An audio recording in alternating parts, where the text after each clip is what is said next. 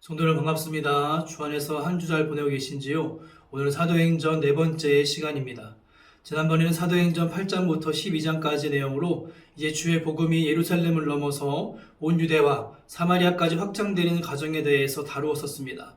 무엇보다 이 부분에서 강조되었던 것은 예루살렘 초대 교회에 대한 유대교의 박해가 있었지만 오히려 그것이 결과적으로 복음을 사방으로 확산시키는 결과를 낳게 되었다는 것입니다. 그리고 그 모든 과정에는 예정하신 복음을 땅끝까지 확산시키려는 하나님의 섭리가 있었다는 것이 중요한 내용이었습니다. 이제 오늘은 사도행전의 중후반부인 12장부터 28장까지 내용 가운데 사도 바울의 1차, 2차 전도여행을 중심으로 강의를 진행하도록 하겠습니다. 오늘도 주의 말씀이 성경을 가지고 함께 강의를 시작하겠습니다. 지난 사도행전 11장을 보면서 다루었던 이야기 중에 중심이 되는 이야기가 있다면 그것은 안디옥 교회의 설립이었습니다. 가소로 피신한 사울 곧 바울이 바나바의 요청으로 함께 안디옥으로 가게 되었고 그곳에 교회 공동체를 세우게 됩니다.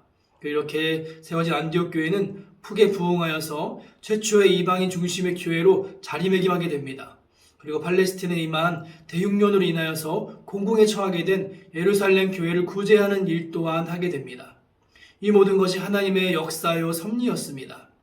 그런 가운데 12장 24절과 25절을 보시면 하나님의 말씀은 흥왕하여 더하더라. 바나바와 사울이 부조한 일을 마치고 마가라 하는 요한을 데리고 예루살렘으로 돌아오니라 라고 11장의 말씀과 이어지는 부분이 나옵니다. 그러면서 13년부터 바울의 1차 전도 여행이 시작됩니다. 바울의 1차 전도여행은 시기적으로 AD 47년에서 49년까지의 사이, 즉 2년이 소요된 여행이었으며 여행거리는 약 2300km 정도였습니다. 그리고 전도 대상 지역은 주중의 동부에 위치한 서민 쿠브로와 남부 갈라디아 지방이었습니다.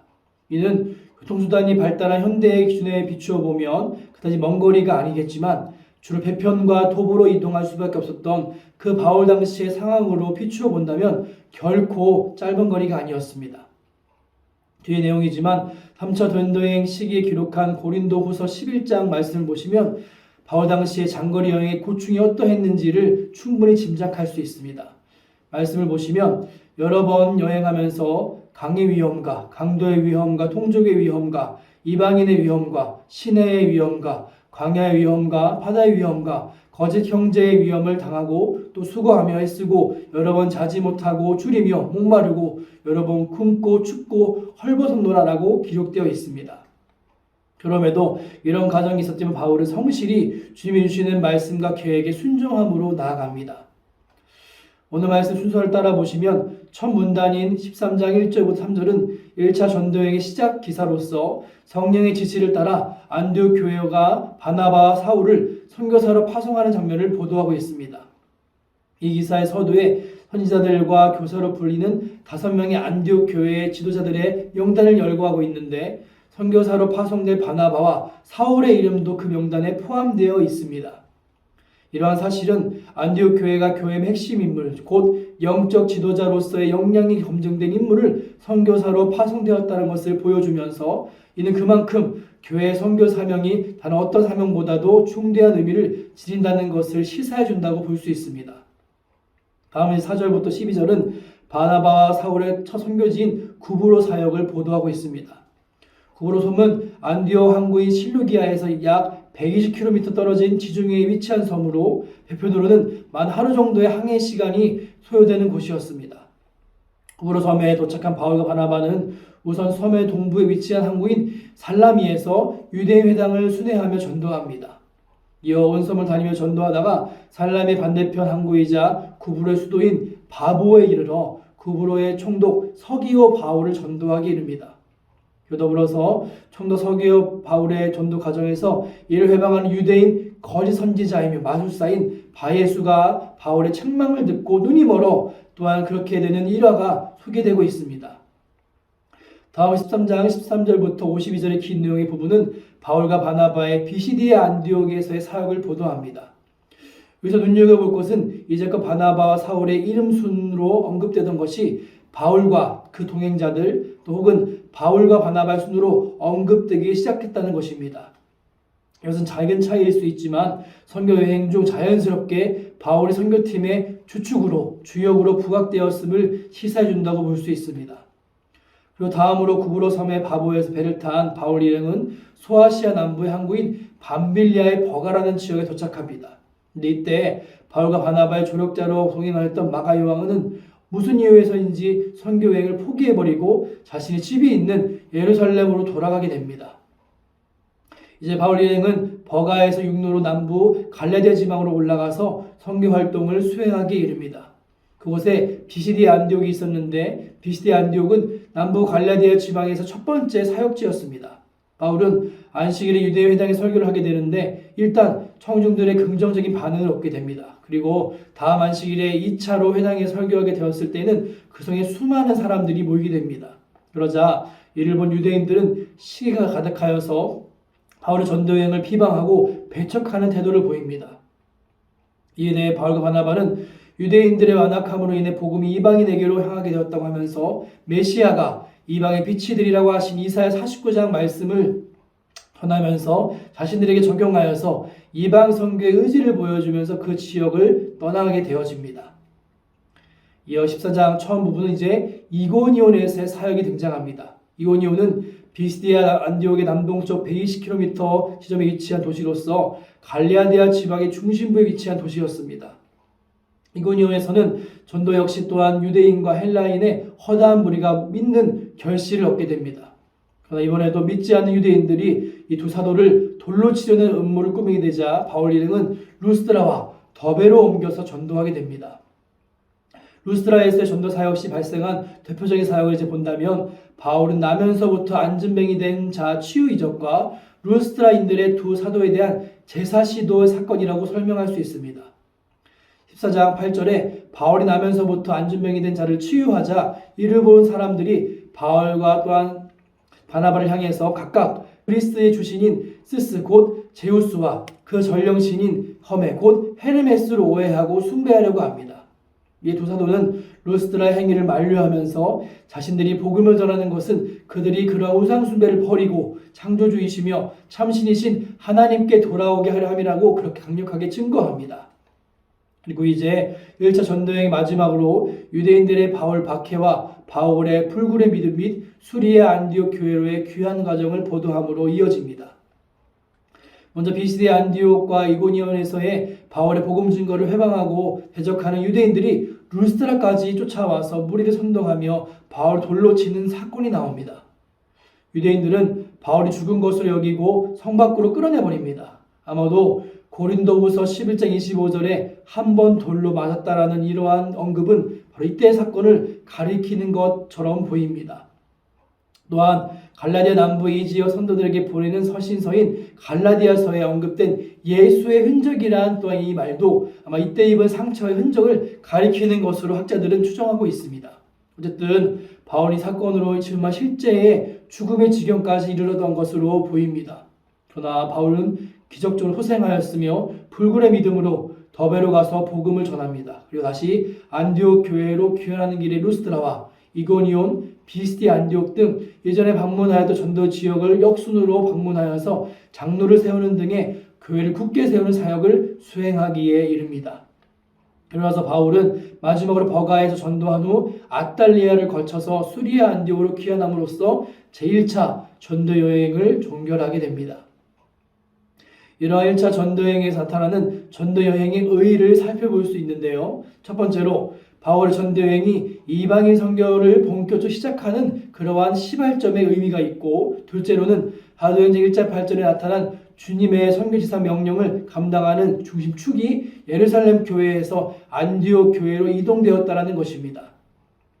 물론 안디옥 교회가 파송한 바울과 바나바 전도여행이 이방인 선교의 첫 번째 시도가 아니었습니다. 물론 이미 베드로가 또한 백부장 고넬료의 집에서 복음을 전했을 때에 그 온 집이 집단으로 회심한 일이 있었고, 예루살렘 교회는 이를 계기로 이방인 선교를 공식 인정하기에 이르렀습니다. 또 안디옥 교회 자체가 이방 땅의 이방인을 주축으로 하여 세워진 교회였으며, 예루살렘 교회는 안디옥 교회의 바나바를 파송하여서 목회하게 하는 등의 이방인 선교에 관심을 가지기도 하였습니다. 그러나 예루살렘 교회가 본격적으로 이방인 선교를 추진하기에는 많은 제약과 한계, 어려움을 가지고 있었습니다. 무엇보다 예루살렘 교회 내에는 여전히 할례나 율법 준수 등을 고집하는 유대주의적 성향이 아직 강하게 남아 있었으며, 이러한 성향은 예루살렘 교회로 하여금 아무래도 이방 선교에 본격적으로 나서지 못하게 하는 내부적 한계로 작용할 수밖에 없었습니다. 그래야 예루살렘은 초대교회가 태동하여 출발한 본산지이긴 했지만, 주의 복음 땅끝까지 전파하는 세계 선교의 사명의 바톤은 수리아 안디옥으로 넘겨지게 되었던 겁니다. 이렇듯 지상에 존재했던 조직교회로서의 예루살렘 교회는 예루살렘 시와 운명을 같이하여 AD 70년 로마 군대에 의해 예루살렘이 함락될 때 자취를 감추게 됩니다. 여기서 알 수 있는 한 가지는 말씀과 기록된 교회사를 통해 볼 때 세계교회의 중심축은 언제나 세계 선교 사명을 수행하는 나라의 교회로 옮겨졌다는 것을 확인할 수 있습니다. 그래서 첫 번째 모델은 이방인 선교를 본격 수행한 안디옥 교회가 초대 교회의 중심축으로 부상하는 것에서 찾아볼 수 있습니다. 이렇듯 하나님의 복음은 교회를 세우는과 동시에 사명의 전달의 역사를 이뤄가신다는 것을 오늘 말씀에서 알 수 있습니다. 이제 15장에서부터는 1차 전도여행과 2차 전도여행 사이에 있는 이야기인 예루살렘 공의회와 관련된 1년 기사가 나오게 됩니다. 이처럼 예루살렘 공의회에 대한 기사가 바울 전도여행을 기록하는 1차 전도여행과 2차 전도여행 사이에 기록된 것은 이유가 있는데요. 그것은 시기적으로 이 공의회가 바울의 1차 전도여행 끝난 해인 AD 49년에 있었던 일이기도 하면서 동시에 본 공의회에서의 앞으로 일반 전도사에게 큰 영향을 끼칠 만한 중대한 결정이 내려졌기 때문이었습니다. 실로 예루살렘 공의회는 바울의 회심, 고넬료가의 개종 및 성령 강림 사건과 더불어서 이방인 선교 역사의 한 획을 긋는 중대한 사건이라 할 수 있습니다. 또한 예루살렘 공의회는 최초의 기독교 종교 회의였다는 점에서도 중대한 역사적 의의를 가지고 있습니다. 지난 강의에 설명드렸었지만 사도시대는 예수 그리스도의 구속 순환 성취와 신약교회의 태동은 이미 실현되었으나 아직 신약의 신학은 완전히 정립되지 못한 상태였습니다. 그래야 해서 본래 유대인 출신으로만 구성되었던 초기 예루살렘 교회 성도들도 아직은 이스라엘 선민 사상과 유대 율법 조항에 얽매여 있는 상태였습니다. 더욱이 이 시기 유대교는 진정한 구약 전통 신앙이 아닌 바벨론 포로기 이후부터 구약의 일부 내용만을 민족주의적 관심에서 취한 후에 거기에 인간의 전통까지 가미하여 만든 비성경적 종교였을 뿐이었습니다. 그리하여 아직 이러한 유대교적 잔재를 아직 극복하지 못했던 신약교회도 초기에는 예수의 구원이 이방인들에게는 아무 관련이 없이 오직 유대인들에게만 한정되어 있다는 그런 경직화된 관념을 넘지 못했습니다. 이러한 관념의 차이는 일반적으로는 또한 고넬료 회심 사건을 두고 문제로 대두되었다가 베드로의 변론으로 다시 일시 봉합되었었습니다. 그러나 바울과 바나바의 본격 이방 선교에 나서면서 다시 그 문제가 대두되어 오직 믿음으로만 구원 얻는다는 바울 및 바나바와 여전히 율법의 준수를 구원의 필수 조건을 내세우는 유대인 출신 성도들 사이에 갈등이 첨예화되기에 이르렀습니다. 이에 바울과 바나바를 중심한 이 안디옥 교회는 복음의 본질과 교회의 통일성을 지키기 위하여 모든 교회의 모체인 예루살렘 교회의 지도자들에게 자문을 구하게 되었습니다. 그리하여 기독교 최초의 종교회로서 할례 문제와 관련된 논쟁의 종지부를 찍고 믿음으로만 구원을 얻게 된다는 이 원리를 확정하게 된 역사적인 예루살렘 공의회가 개최되기에 이른 것입니다. 그리고 예루살렘 공의회가 내린 결의사항은 하나님께 돌아온 이방인들에게 할례 준수를 포함하여 율법 준수의 짐을 지우지 않기로 한다는 내용이 발현되게 됩니다. 다만 우상에게 바쳐진 제물, 음행, 몸매어 죽인 동물의 고기, 피를 멀리하라는 4가지의 최소 의무 규정만을 제시하였습니다. 그러나 이 역시 구원의 필수 조건으로 제시한 것이 아니라 유대인 출신 신자들의 양심을 고려한 조치였습니다. 즉 이 조치는 이방인들일지라도 시행하기 큰 무리가 없는 내용으로서 이방인 신자들이 유대인 출신 신자들의 양심을 존중하도록 요청한 것입니다. 이렇듯 예루살렘 공의의 중요한 의의를 꼽자면 다음 2가지를 꼽을 수 있는데, 첫째로는 구원은 은혜로 받는 것임과 이 구원의 진리가 유대인이든 이방인이든 아무 차별이 없음을 확정했다는 점입니다. 두 번째로는 이방 선교의 커다란 걸림돌이 제거되었다는 것입니다. 율법 준수와 할례 시행의 의무는 신약시대 하나님의 구원의 공동체인 교회 속으로 들어오는 많은 이방인들의 결정적인 걸림돌로 작용될 수밖에 없던 문제였습니다. 신약 시대에도 이방인들의 개종의 조건으로 할례와 같은 구약의 의식법 또한 시행과 율법 준수를 요구했다면 그것은 이방인들을 복음화하는 것이 아니라 단순히 유대인화하는 셈이 되고 말았을 것입니다.